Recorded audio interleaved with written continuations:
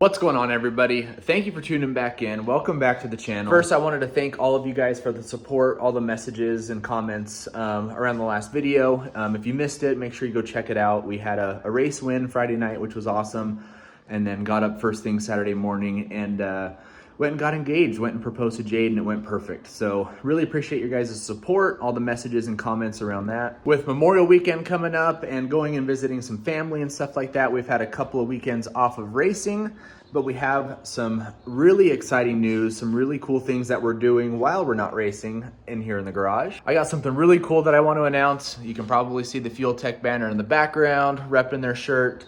Huge shout out to Fuel Tech. I'm super excited to announce that I have partnered with Fuel Tech USA to put a FT450 and a Sportsman data logging harness in the Nova. So we're gonna be getting rid of some of the gauges in the car, gonna be going to a digital dash. It's gonna be super clean. Gonna be able to data log things like transmission temperature, boost pressure, drive shaft speed, oil pressure, RPM, gonna be able to data log a lot of stuff. I really think that this is gonna help out my drag racing program. So if the car, speeds up or slows down, we'll be able to connect the laptop, be able to see, what the data log looked like, if it spun, if, boost came in quicker, something like that. So thank you, Fuel Tech, for getting me set up with the FT450. We are in the middle of the install at the moment. Got the screen installed right where I want it, so it's gonna be right easy to see.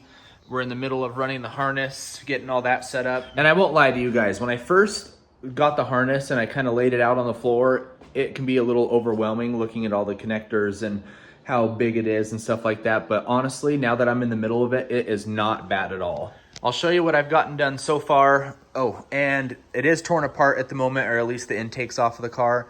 I found that my little oil leak that I've been battling all spring was because I didn't have enough RTV built up on the China rail right here when I put the intake on when we rebuilt the engine this winter. So it was having a small leak out of there. So I'm resealing that, but I'm taking the opportunity to get all the sensors and stuff set up while it's torn apart. A big part of the harness is where the engine side of the harness and the cab side of the harness connect together with a CPC connector. Cut a hole the diameter, screwed it in there. It's all nice and clean. So those are all extra sensors like wideband, EGT sensors, and all that kind of stuff that we're not going to be using at the moment. I took off this little riveted panel that we made to cover up all these holes. Hid the wires all nice in there. That panel will go back on. So the CPC connector and all the sensors that we're not using with the Sportsman harness is going to be all nice, hidden, tucked away in there. And then I got the sensors from the CPC side of the engine harness that we'll be using all ran, ready to get hooked up. And a big shout out that I have to give Fuel Tech is everything's already labeled. It could not be more user friendly. So we have the transmission temperature ready to go. Fuel pressure is ready to go. Coolant temp and oil pressure, all labeled, all ready to go. Once the engine starts to go back together, we will connect those sensors. It'll be ready to go. In here, don't worry about the shop being an absolute disaster. But we got things set up. Here's our fuel pressure and our fuel log. That sensor's ready to go. Boost will be ran with just this little barbed fitting, and the FT450 has a built-in map sensor, so that'll be super easy. Here's the water temp sensor all ready to go. So we're just waiting for a couple of little fittings to get the transmission temperature, oil pressure, and that kind of thing set up. But once the engine starts to go back together, we'll just plug in all the sensors, and we'll plug in the computer to the FT450, and we'll be able to customize the layout, what we want to see and what we want to data log and all that kind of stuff. This is a wreck because I've been working out here, but the one sensor that we won't set up quite yet, and I have, is a drive shaft RPM, so we'll be able to see if the car is spinning or hooking up. I need to order a collar for the rear end for that to fit. Haven't done that yet, so I've never really had an issue with the car spinning too much. So that'll be the last sensor that we set up, but we will do that. Moving to the inside part of the harness, it still looks like a wreck at the moment just because I haven't hidden all the wires yet, but it couldn't be simpler. There's two wires of positive, negative that go back to the battery, so I ran those. You have one wire, which is a switched wire. So that's going to be your switched power. I'm yet to hook this up. So this white wire is going to be, and again, it's all labeled. It's on the back side, but it's the RPM signal. So I'm going to hook that up to the MSD box, so we'll get our RPM signal. And then the only other ones that we have to worry about is we'll just mount these relays in a nice spot.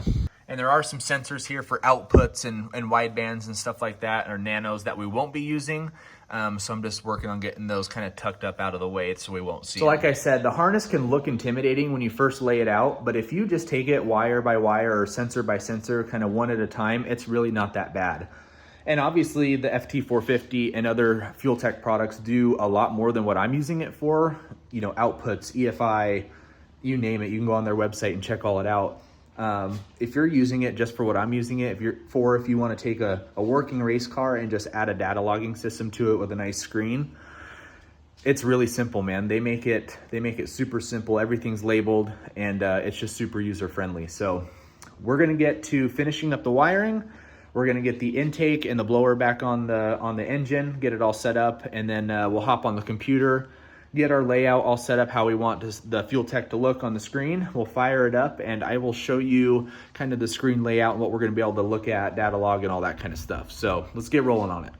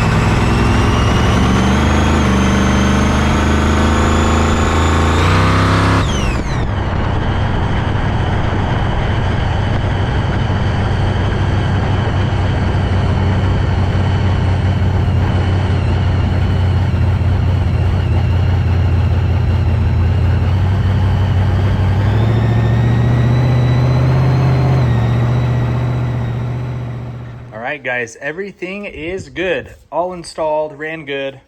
I did forget to check the water after I filled it up initially with the cap off and had a little bit of a geyser out of the overflow. Had a little bit of an air pocket, I think, but got through that. Checked the water, we're good to go. Okay, so as you saw, obviously the top bar's RPM showed that 4,026 was our peak RPM when we got on it just a little bit. Oil pressure is in red because anything I think at below 25 and anything above like 150, the cell will turn red. Coolant temp and trans temp is what I'm going to keep an eye on, those two cells on the top right. So basically when the coolant temp hits 120 to 150 where I want to stage, that cell will turn from red back to black. And the trans temp about the same. I think I have that one set for 125 to 175, I think, something like that. And then fuel pressure down there in the bottom is a smaller window. I think I have that one set anything below 3 and anything above 10 PSI. That cell will turn red. So, and then obviously the map sensor will show the boost, little battery gauge, and the data logger. I don't have the data logger set up to an external button or anything like that, which I think I will do eventually to like the trans brake button or something like that. Right now, how I have it set at is activating at 4,000 RPM and then deactivating or stop recording after 15 seconds. So I watched a few of my videos and my starting line routine is typically from when it hits 4,000 RPM, I do my burnout to when I'm actually staging is about 20 seconds. So I'll have a log for the burnout and the staging, which is fine for now. But then obviously for the run, I have my trans brake set at 4,100 is what I leave at. So it'll record and I'll have 15 seconds to get down the track, which this thing's been running low 10s. So that should give us plenty of time for a data log. Yeah, I am super excited to use this. We have a doubleheader race coming up this weekend. We'll probably enter 2 classes. So we'll be in pro and oldies. This is the race that I won last year, so we'll see if we can follow up a championship in the oldies class again. Hopefully the intake manifold leak is fixed. It should be, but we're ready to go. Everything is back to how it was. Huge shout out to Fuel Tech USA for partnering with us here at Plan B Racing. Thank you guys for the setting me up with the FT450, all the sensors. Man, I can't wait to look at the logs. The screen looks awesome, and yeah, I think this will help our drag racing program out even more. As always, I really appreciate you guys watching. Thank you for liking, subscribing, following along, liking the videos, all the things that you guys do. And make sure you go check out Fuel Tech USA on Instagram. Go check out their website if you guys are wanting to add a data logger to your already working race car. If you're building one, man, you can do a lot of things with their products. So go check them out. And until the next time, we will catch you in the next video.